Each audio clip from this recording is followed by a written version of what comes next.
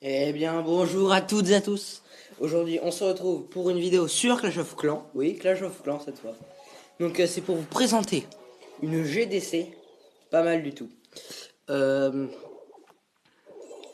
D'abord, il faut que je vous dise qu'on est tombé contre un clan niveau 7 alors que nous, on est que niveau 4. Oui, on est quand même très désavantagé. Je vous montre pas la guerre exprès, hein. Mais bon, au final, ça s'est plutôt bien passé pour nous parce que et ben voilà, ils ont fait 11 attaques, ils ont fait que 7 étoiles.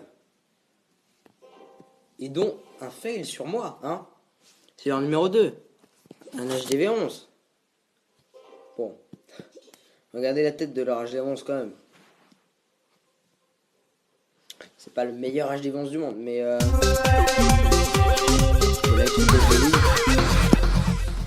il a la sorcière, le molosse, le boulis, mais les niveaux des troupes, c'est HDV 8. Donc autant dire qu'il a fait une attaque sur moi. Bon, moi j'ai attaqué mon numéro normal. Donc je vais vous montrer les 3 gameplays qui me concernent, donc mes 2 attaques et ma superbe défense. Je la garde pour la fin, la défense, hein. C'est magnifique. Bon, ouais, on tombe bien contre un clan niveau 7. Attendez. Voilà. Alors là, déjà, j'envoie mes sorciers parce que je me dis que les défenses vont pas target les sorciers. Et après, seulement, j'envoie les golems. Sauf que malchance pour moi, ce sorcier-là s'est fait target par la tour d'archer. Mais bon, c'est le seul, donc ça va. Après, la tour d'archer target. Et les sorciers là d'ailleurs aussi. Alors, ensuite, bon, je vous avais présenté une technique dévastatrice. C'était avec les géants. Et je vous avais dit que je préférais les géants aux golems. Mais là, je viens de retester les golems et franchement, les golems, c'est quand même. Vous allez voir là dans cette attaque là, surtout, il va être tellement utile. Ça aurait été des gens, j'aurais jamais fait 3 étoiles. Regardez, le petit sorcier là, c'est le héros de la bataille, celui-là. Là. Et c'est grâce au golem. Donc là, le ballon et les dragons vont taper sur mes golems. Ça aurait été des gens, ils seraient morts beaucoup plus vite. Et pendant ce temps, le sorcier va tuer le dragon. Et s'il tuait pas le dragon, le dragon aurait tué toutes les Valkyries. Logique.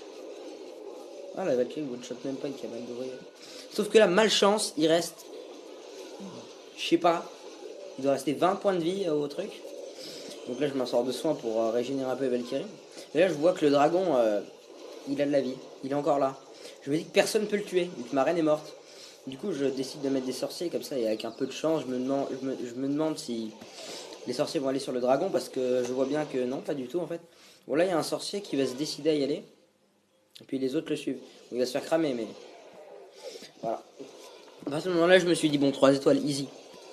Puis je me suis dit, bon, on va mettre un petit sort de speed parce que les Valkyries vont peut-être mourir, hein. Mais après, c'est quand même des Valkyries niveau 4, ça tient la route. Donc là, je remets mon deuxième speed parce que je pense qu'il reste plus que ces 2 bâtiments-là. Je mets le pouvoir du roi, je mets la totale.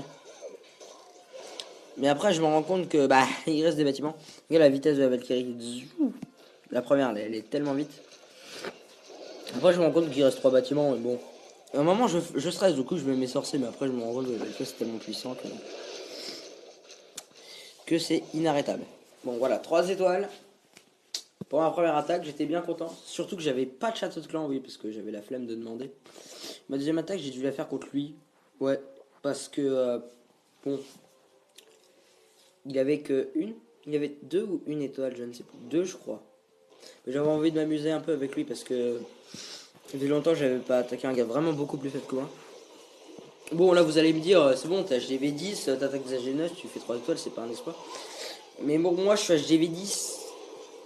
Je viens de passer HDV 10. Et du coup, j'ai des troubles d'HDV 9. Donc, c'est comme si j'étais encore HDV 9 au niveau de l'attaque. J'ai des troubles d'HDV 9. Mes sorciers 5, les Valkyries 4, les Golem 4. Mes héros sont au même niveau que quand j'étais HDV 9.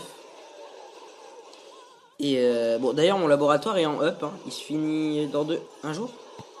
Je crois qu'il se finit dans un jour. Ouais, bon, là, c'était assez simple. J'ai même mis mon sort de soin. Pour 3 Valkyries, oui, c'est très. Bon. Après, je me suis dit, bon, c'était pas la peine.